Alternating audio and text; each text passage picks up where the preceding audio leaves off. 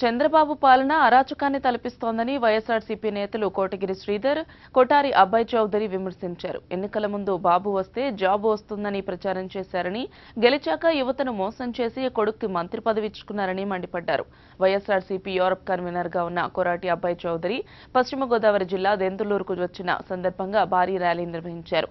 ఈ సందర్భంగా దెందులూరు మండలం శ్రీరామవరంలో గడప గడపకు వైఎస్ఆర్ కార్యక్రమంలో పాల్గొన్నారు. దెందులూరు నియోజకవర్గంలో ఎమ్మెల్యే చింతమనేని ప్రభాకర్ మాదిరిగా అధికారులపై దాడులు, ఇసుక అక్రమాలు లాంటి దందాలతో అరాచకం సృష్టిస్తున్నారని మండిపడ్డారు.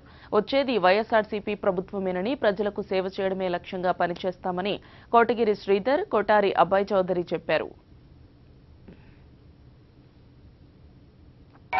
బెంగళూరు నియోజకవర్గం గత 10 సంవత్సరాలుగా ఒక జైలు శిక్ష విధించబడింది.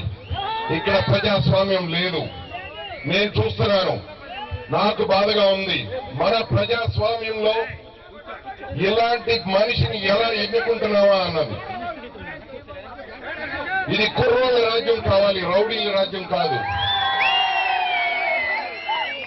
జగన్మోహన్ రెడ్డి గారికి ఈ బెంగళూరు నియోజకవర్గం కోసం, ముఖ్యంగా ఈ నియోజకవర్గం కోసం 2 యువకులను పంపించారు. ఆయన తరఫున మీ అందరికీ శబరం చేస్తున్నాం. మేము ఇసుక దొంగలించాం,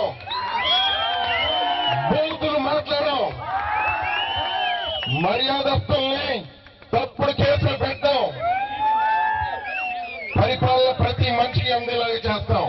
లండన్ లో ఉంటాను, వైఎస్ఆర్సీపీ యూరోప్ అండ్ యూకే మొత్తానికి కన్వీనర్ గా ఉంటాను, అమెరికా వెళ్తా ఉంటాను, ఆస్ట్రేలియా వెళ్తుంటాను.